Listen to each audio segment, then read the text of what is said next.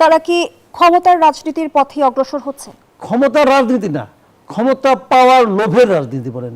মানে এমপি হওয়াটা তার জীবনের লক্ষ্য। এনসিপি যদি এইবার এই কাজটা না করে, এই ইমিডিয়েট শর্টকাট পথে ক্ষমতার অংশীদার হতে না চেয়ে তারা যদি দীর্ঘমেয়াদে রাজনীতিটা করতেন, ধরেন আপনি আরো 5 বছর পরে রাজনীতি, এখন আমরা রাজনীতিটা চালাবো, আমরা একটা নতুন ধারা রাজনীতি নিয়ে আসবো, যদি ওনারা এভাবে চিন্তা করতেন, আমার কাছে মনে হয় সেটা অধিকতর ভালো হতো। তারা কি ক্ষমতার রাজনীতির পথে অগ্রসর হচ্ছে? ক্ষমতার রাজনীতি না, ক্ষমতা পাওয়ার লোভের রাজনীতি বলেন। তারা ক্ষমতা পাবে না, জামাতের সঙ্গে গেলেও যে তারা খুব একটা অনেকগুলি আসন পেয়ে যাবে, এটা আমি মনে করি না ভাই, এটাও আমি মনে করি না। তারা খুবই কম সংখ্যক আসন, 2-3টা পাইলে পাইতেও পারে, নাও পাইতে পারে। এটা আমি অনেক আগের থেকে বলতেছি, অনেক বছর আগের থেকে বলতেছি। এবার আরপিও সংশোধনী কি জোট গঠন কিংবা নির্বাচনের পুরো হিসেব নিকেশ বদলে দিল? বদলে দিয়েছে। আরপিও সংশোধন করার কারণে সবাইকে নিজ নিজ প্রতীক নিয়ে নির্বাচন করতে হচ্ছে।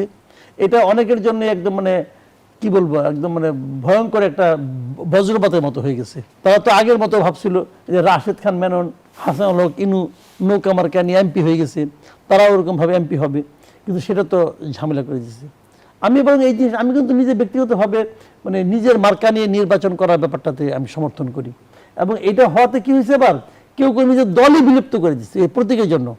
মানে এই লোকগুলির যে চারিত্রিক যে মানে আপনার দৃঢ়তা, সেটা যে কত নমনীয় হতে পারে, চারিত্রিক দৃঢ়তাটা কত নমনীয়, মানে জিলি মাছের মতো আর কি ভাই। এদের ওই চরিত্রের কোনো বৈশিষ্ট্য আছে বলে আমার কাছে মনে হয় না। মানে তাদের দলীয় আদর্শ সব বাদ, কি এমপি হবো, আমি এমপি হবো, মানে এমপি হওয়াটা তার জীবনের লক্ষ্য।